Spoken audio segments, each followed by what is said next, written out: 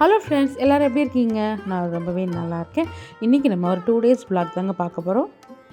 அன்றைக்கி காலையிலேயே ரொம்பவே சுறுசுறுப்பாக வேலையை ஸ்டார்ட் பண்ணேன். இது 2 நாளைக்கு முன்னாடி இடியாப்பத்துக்காக மாவு அரைச்சிருந்தேன். அதை ஆவி கட்டி வெயிலில் காய வச்சுருந்தேன். அது இப்போ வந்து அரைச்சி எடுத்து ஸ்டோர் பண்ணி வைக்க போகிறேன். இதை கரெக்டான முறையில் செஞ்சோம்னா இது 6 மாதம் ஆனாலும் கெட்டே போகாது. இது எப்படி ஊற வச்சு அரைச்சி ஸ்டோர் பண்ணுற வீடியோ நான் டீட்டெயிலாக போட்டிருக்கேன். அதோட லிங்க் நான் உங்களுக்கு கொடுக்குறேன். டீட்டெயிலாக வேணுன்றவங்க செக் பண்ணி பாருங்கள்.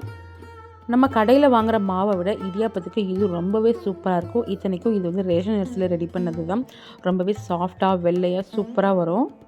இதை எப்படி செய்கிறதுன்றதை டக்குன்னு சொல்லி முடிச்சிடுறேன். ரேஷன் அரிசி தான் எடுத்துருக்கிறேன். அதை 5-6 தடவை நல்லா கழுவிட்டு 4 மணி நேரம் ஊற வச்சுக்கோங்க. நெக்ஸ்ட்டு தண்ணி வடிகட்டிட்டு மிஷினில் கொடுத்து அரைச்சிட்டு வந்ததுக்கப்புறமா இட்லி பாத்திரத்தில் கொஞ்சம் கொஞ்சமாக சேர்த்து ஆவி கட்டி அப்படியே வெயிலில் எடுத்து காய வச்சுக்கோங்க. காய வைக்கிறதும் 2 நாள் வெயிலில் வச்சு எடுத்துக்கோங்க. அப்போ தான் ரொம்ப நாளைக்கு கெட்டு போகாமல் இருக்கும். அதே மாதிரி துணியில் இதை விரிச்சிட்டு மேலே ஒரு மெல்லிஸ் துணி போட்டு மூடி வச்சு காய வச்சுக்கோங்க. அப்போ தான் வந்து பறந்து போகாமல் இருக்கும். இதை அப்படி காய வச்சு எடுத்தது தான். இப்போ இதை வந்து மிக்ஸி ஜாரில் சேர்த்து அரைச்சிட்டு மறுபடியும் இந்த மாதிரி சலித்து எடுத்துக்கோங்க. ரொம்பலாம் அரைக்க தேவையில்லை. ஒரு பல்ஸ் விட்டு எடுத்தாலே போதும். அதுக்கப்புறமா சலிக்கிறதும் ரொம்பவே ஈஸியாக இருக்கும். உங்களுக்கு பார்க்க போதே தெரியும், சல்லடையில் போட்ட உடனே டக்குன்னு வந்து விழுந்துடுச்சு பாருங்கள். இப்போ மாவு சூப்பராக ரெடி ஆகிடுச்சு. இடியாப்பம் ரொம்பவே சாஃப்டாக வெள்ளையாக சூப்பராக இருக்கும். கண்டிப்பாக நீங்களும் இதை ட்ரை பண்ணி பாருங்கள். இது செய்கிறது கொஞ்சம் ப்ராசஸ் அதிகம் தான். நம்மளுக்கு டைம் இருக்கிறப்போ இந்த மாதிரி செஞ்சு வச்சுட்டோம்னா ரொம்பவே யூஸ்ஃபுல்லாக இருக்கும். இது செய்கிறதும் பார்த்திங்கன்னா நல்லா வெயில் இருக்கிற டைம்லையா பார்த்து செய்யுங்க. ஏன்னா மாவு நல்லா காயணும். அப்போ தான் ரொம்ப நாளைக்கு கெட்டு போகாமல் இருக்கும். இப்போ எல்லா மாவையும் சலித்து எடுத்தாச்சு. இவ்வளோ மாவு எடுத்ததுக்கு இந்த அளவுக்கு தான் கப்பி வந்து வந்தது. இது செய்கிற அன்றைக்கி பார்த்திங்கன்னா பசங்களுக்கு லீவு தான். அதனால் வந்து பொறுமையாக நம்ம வேலையில் செஞ்சுக்கலான்னு முதல்ல இந்த வேலையை முடிச்சிட்டோம். ஏன்னா இது செஞ்சு முடிச்சதுக்கப்புறம் கிச்சனை பார்த்திங்கன்னா பயங்கரமாக இருக்கும். அன்றைக்கி எந்திரிக்கும் போதே எனக்கு லைட்டாக தலைவலியோடு தான் நான் எந்திரிச்சேன். ஆனால் இருந்தாலுமே இந்த வேலையை நான் வந்து செஞ்சு முடித்தேன். இதுக்கப்புறமா வந்து vlog கண்டினியூ பண்ணலான்னு தான் இருந்தேன். அப்புறம் நேரம் போக போக எனக்கு தலைவலி ஜாஸ்தியாகிடுச்சு. அதனால் வந்து அப்படியே விட்டாச்சு. பாருங்கள், இதெல்லாம் சலித்து எடுத்ததுக்கப்புறமா வீடு எப்படி இருக்குது பாருங்கள். ஏன்னா இது வந்து நைஸாக இருக்குது இல்லையா? அதனால் வந்து இதுக்கு எப்படி இருந்தாலுமே காற்றுல பறந்து எல்லா இடத்துக்கும் போயிடும். அதுக்கப்புறமா கிச்சன் ஃபுல்லாக க்ளீன் பண்ணி முடிச்சிட்டேன். இந்த வீடியோ பார்த்திங்கன்னா பொங்கலுக்கு முன்னாடி எடுத்தது. அதுக்கப்புறமா பொங்கல் செலிப்ரேஷன் வேலை அது இதுன்னு போயிட்டதால் அப்படியே நின்று போச்சு. இப்போ அது பொங்கலுக்கு அப்புறமா நான் எடுத்த வீடியோவில் தான் நான் இதை ஆட் பண்ணியிருக்கிறேன். கிச்சன் ஃபுல்லாக க்ளீன் பண்ணியாச்சு. மாவு ரெடி பண்ணதும் இங்கே இருக்குது. இந்த கண்டெய்னரில் போட்டு இதை எடுத்து வச்சுட்டேன். இப்போ தான் வந்து நிம்மதியாக இருந்தது. ஆனால் தலைவலியோடு எப்படியோ இந்த வேலைங்கள்லாம் முடிச்சுட்டேன். அதுக்கப்புறமா ஏதோ ஒன்று சமைச்சு அன்றைக்கி டேவை வந்து முடிச்சிட்டேன். இப்படி தாங்க நம்ம ஒன்று நினச்சி ஆரம்பிப்போம், அது எங்கேயோ போய் முடியும். இன்னும் சொல்லப்போனால் அன்றைக்கி எனக்கு தலைவலி வந்ததுக்கப்புறம் தான் வந்து கோல்டு ஃபீவர்லாம் வந்தது. நெக்ஸ்ட்டு பொங்கலுக்கு அப்புறம் தான் நான் வந்து ப்ராப்பராக வந்து வீடியோ எடுக்கவே ஸ்டார்ட் பண்ணேன். இன்னுமே பார்த்திங்கன்னா நான் வந்து வீடியோ போடுறது கொஞ்சம் லேட் ஆகிட்டு தான் இருக்குது. இன்னுமே கொஞ்சம் சீக்கிரமாக போடணும்னு ட்ரை பண்ணிகிட்ருக்கேன். அன்றைக்கி லன்ச் ரெடி பண்ணுறதுலேருந்து தான் நான் வந்து vlog எடுக்க ஸ்டார்ட் பண்ணேன். அன்றைக்கி மீன் வாங்கிட்டு வந்திருந்தாங்க. வஞ்சரம் மீன் தான் வாங்கிட்டு வந்திருந்தாங்க. அதை க்ளீன் பண்ணி எடுத்து வச்சுருக்கிறேன். இப்போ இதுக்கு மசாலா போட்டு எடுத்து வச்சுட்டு அதுக்கப்புறம் தான் சமையல் வேலையை ஸ்டார்ட் பண்ண போகிறேன். பெருசாக ஒன்றும் இல்லை. வெங்காய சாம்பார், ரசம், சாதம், ஃபிஷ் ஃப்ரை இதுதான் செய்ய போகிறேன். அன்றைக்கி காலையில் மொச்சப்பயிறு வாங்கிட்டு வந்திருந்தாங்க. அதை உரித்து தண்ணியில் போட்டு ஊற வச்சுருக்கிறேன். ஈவினிங்காக வந்து இதை பிதுக்கி எடுத்து வச்சோம்னா குருமா வைக்கிறதுக்கு கரெக்டாக இருக்கும்னு ஊற வச்சுருந்தேன். எங்கள் வீட்டில் எல்லாருக்குமே மொச்சப்பயிறு அப்படியே போட்டு குழம்பு வைக்கிறத விட அதை பிதுக்கிட்டு குருமா மாதிரி வைக்கிறதோ இல்லை அதை வந்து உருளைக்கிழங்கு மசாலாவில் சேர்க்குறதோ அப்படி செஞ்சால் தான் பிடிக்கும். அதனால் எப்போ வாங்கிட்டு வந்தாலும் முதல் வேலையை அதை ஊற வச்சுருவேன்.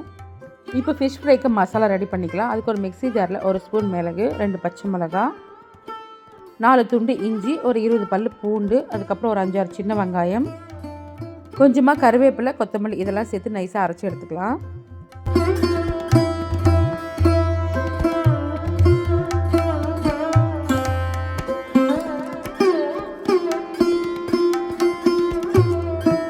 இந்த மாதிரி அரைச்சதுக்கப்புறமா இது ஒரு பிளேட்டில் மாற்றி எடுத்து வச்சுட்டு நெக்ஸ்ட் இதை என்னெல்லாம் சேர்க்க போகிறோன்னா 2 ஸ்பூன் மிளகாய்த்தூள், 1 ஸ்பூன் தனியாத்தூள், 1 ஸ்பூன் கரம் மசாலா.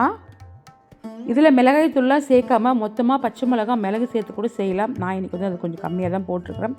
அதனால் மிளகாய் தூள் சேர்த்து போட்டிருக்கிறேன். நெக்ஸ்ட்டு 2 ஸ்பூன் கார்ன்ஃப்ளவர், 2 ஸ்பூன் அரிசி மாவு. கார்ன்ஃப்ளவர் சேர்க்குறதுனால மசாலா வந்து பிரியாமல் இருக்கும். நெக்ஸ்ட்டு அரிசி மாவு வந்து மொறுமொறுப்பு தன்மை கொடுக்கும். அதுக்காக தான் இது 2த்தையும் சேர்க்குறது. அடுத்தது ஒரு முட்டையும் அப்படி தான். இந்த மசாலாலாம் எதுவுமே பிரிஞ்சு வராமல் அப்படியே இருக்கும். அதுக்காக தான் முட்டை சேர்க்குறது. டேஸ்ட்டும் ரொம்பவே நல்லாயிருக்கும். நெக்ஸ்ட் வந்து ஒரு 1/2 லெமன் சேர்த்துக்கோங்க. பெரிய லெமன் இருந்தால் 1/2 போதும். சின்னதாக இருந்தால் 1 சேர்த்துக்கோங்க. இப்போ தேவையான உப்பு சேர்த்து இது நல்லா மிக்ஸ் பண்ணிக்கலாம். கொஞ்சம் கொஞ்சமாக தண்ணி சேர்த்து மிக்ஸ் பண்ணிக்கோங்க.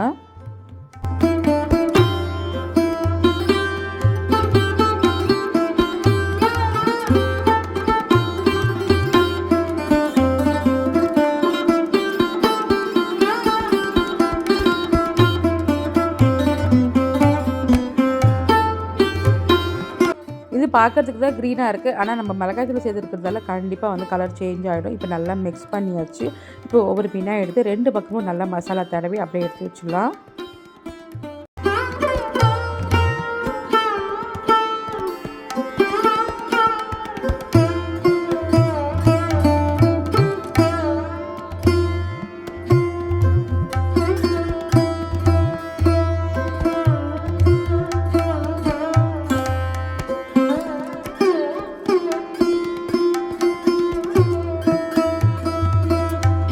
இப்போ எல்லா மீனுக்கும் மசாலா போட்டாச்சு. இதை அப்படியே ஃப்ரிட்ஜில் எடுத்து வச்சுட்டேன். இது மசாலா போடும்போது பார்த்திங்கன்னா டைம் வந்து 10 மணி. நான் அப்படியே எடுத்து வச்சுட்டு அதுக்கப்புறமா தான் வந்து சமையல் பண்ண ஸ்டார்ட் பண்ணேன். ஏன்னா ஈஸி சமையல் தானே, ஃபிஷ் ஃப்ரை பண்ணுறதுக்கு முன்னாடியே வந்து சமையல் பண்ணிக்கலாம்னு பொறுமையாக தான் வந்து ஸ்டார்ட் பண்ணேன். முதல் வேலையாக பருப்பு வந்து வேக வச்சுக்கிட்டேன். துவரம்பருப்பு, 2 தக்காளி, மஞ்சள் தூள், பெருங்காயம், தேவையான அளவு தண்ணி சேர்த்து வேக வச்சுட்டேன். நான் எல்லா சாம்பாருக்குமே தக்காளியை பருப்பு கூடவே சேர்த்து தான் வேக வச்சுக்குவேன். அதே மாதிரி கட் பண்ணி தான் வேக போடுவேன். ஏன்னா இப்போ இருக்கிற தக்காளியெல்லாம் நம்பவே முடியல. மேலே பார்க்குறதுக்கு நல்லாயிருக்கும், ஆனால் உள்ளே வந்து அப்படியே கெட்டு போயிருக்கும். அதனால் எப்போவுமே நான் வந்து கட் பண்ணி தான் போடுறது உண்டு. நெக்ஸ்ட் இப்போ பருப்பு வந்து வெந்துருச்சு. சாம்பார் தாளித்து விட்டுக்கிட்டேன். 4 ஸ்பூன் எண்ணெய் விட்டுட்டு கொஞ்சமாக கடுகு, 1/2 ஸ்பூன் சீரகம் சேர்த்து நல்லா பொரிஞ்சு வந்ததுக்கப்புறமா தட்டி வச்ச பூண்டு, கருவேப்பிலை, சின்ன வெங்காயம், காஞ்ச மிளகாய் இதெல்லாம் சேர்த்து நல்லா வதக்கி விட்டுக்கிட்டேன்.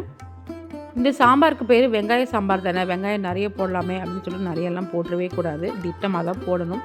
ரொம்ப நிறைய போட்டோம்னா இனிப்பாக இருக்கும். அதே மாதிரி சின்ன வெங்காயம் முழுசாக போட்டாலுமே நல்லா தான் இருக்கும். நான் வந்து பொடியை கட் பண்ணி வச்சுருக்கேன். ஏன்னா பசங்க அப்படியே எடுத்து வச்சுருவாங்க, அதனால் வந்து கட் பண்ணி சேர்த்துக்கிட்டேன்.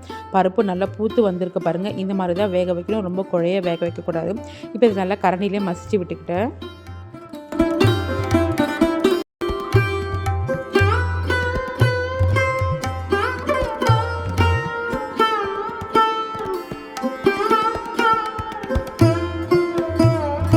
வெங்காயமும் வதங்கி வந்துருச்சு. ரொம்பவும் கலர் மாறக்கூடாது, சாம்பாரோட டேஸ்ட்டே மாறிடும். அதனால் இந்த அளவுக்கு வதங்கினா போதும். இப்போ கடைஞ்சி வச்ச பருப்பு சேர்த்துட்டு தேவையான அளவு தண்ணியும் சேர்த்துக்கிட்டேன். நெக்ஸ்ட்டு தேவையான அளவு உப்பு, ஒரு லெமன் சைஸ் அளவு புளி ஊற வச்சுருந்தேன், அதையும் கரைச்சிட்டு சேர்த்துக்கிட்டேன்.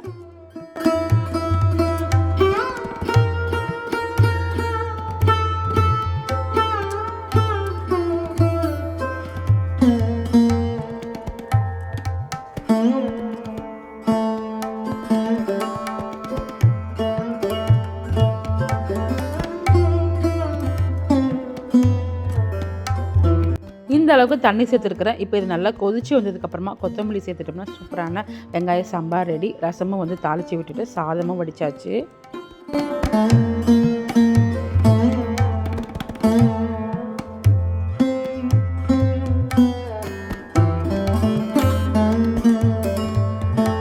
நெக்ஸ்ட்டு மீனும் வந்து வறுத்து எடுத்துகிட்டேன். ஏன்னா வந்து நான் 12:30க்கு தான் வந்து சமைக்கவே ஸ்டார்ட் பண்ணேன். அப்படியே சமைச்சு முடிச்சுட்டு மீனும் வறுத்து எடுத்துகிட்டு, ஏன்னா இதை வறுத்து எடுத்து அம்மா வீட்டுக்கு கொடுத்து அனுப்பணும். நான் எப்பவுமே டீப் ஃப்ரைலாம் பண்ண மாட்டேன், இந்த மாதிரி தவாவில் போட்டு தான் வறுத்து எடுப்பேன். இப்போ வந்து நல்லா கலர் மாறினதுக்கப்புறமா திருப்பி விட்டுக்கிட்டேன். பாருங்கள், மசாலா எதுவுமே பிரிஞ்சு வரல, அப்படியே இருக்குது பாருங்கள். 2 பக்கமும் நல்லா கலர் மாறி வந்திருக்கு பாருங்கள். மேலே நல்லா மொறு மொறுன்னு உள்ள சாஃப்டாக சூப்பரான மீன் வறுவல் ரெடி. கண்டிப்பாக நீங்களும் இந்த மாதிரி ட்ரை பண்ணி பாருங்கள். மீன் குழம்பு கூட இந்த மீன் வறுவல் வச்சு சாப்பிட்றத விட சாம்பாரோ இல்லை ரசமோ, அது முக்கியமாக வெங்காய சாம்பார் கூட இந்த மீன் வறுவல் வச்சு சாப்பிட்றது அவ்வளோ சூப்பராக இருக்கும். மீனெல்லாம் வறுத்து முடிச்சுட்டு அம்மா வீட்டுக்கு கொடுத்துட்டு நாங்களும் சுட சுட உட்காந்து சாப்பிட்டாச்சு. நெக்ஸ்ட்டு இது என்னன்னு பார்க்குறீங்களா? பொங்கலுக்கு நம்ம மஞ்சள் செடி வச்சோம் இல்லையா, அதில் இருந்த மஞ்சள் தான் இது. நாங்கள் எப்போவுமே பொங்கலுக்கு வைக்கிற மஞ்சளை வேஸ்ட் பண்ணவே மாட்டோம். இந்த மாதிரி இதெல்லாத்தையும் வந்து பிரித்து எடுத்துகிட்டு தண்ணியில் போட்டு வேக வச்சுருவோம். ஒரு 1/2 மணி நேரம் போல் இது நல்லா வேகணும். அதுக்கப்புறமா இதை நல்லா வெயிலில் காய வைக்கணும். கண்டிப்பாக ஒரு வாரமாவது ஆகும் இது வெயிலில் காயறதுக்கு. அந்தளவுக்கு நல்லா இதை காய வச்சு எடுத்துக்கணும். நல்லா காஞ்சதுக்கப்புறமா மிஷினில் கொடுத்து அரைச்சி எடுத்துட்டோம்னா மஞ்சள் தூள் ரெடி ஆகிடும். பூஜைக்கு மட்டும்தான் இதை யூஸ் பண்ணுவோம். சமையலுக்கு யூஸ் பண்ணுறது கொம்பு மஞ்சள் தான். இது வந்து கிழங்கு மஞ்சள் இல்லையா, அதுவும் பார்த்திங்கன்னா அவங்க எப்படி அதை பதப்படுத்தி அந்த மாதிரி கொண்டு வராங்கன்னு தெரியல.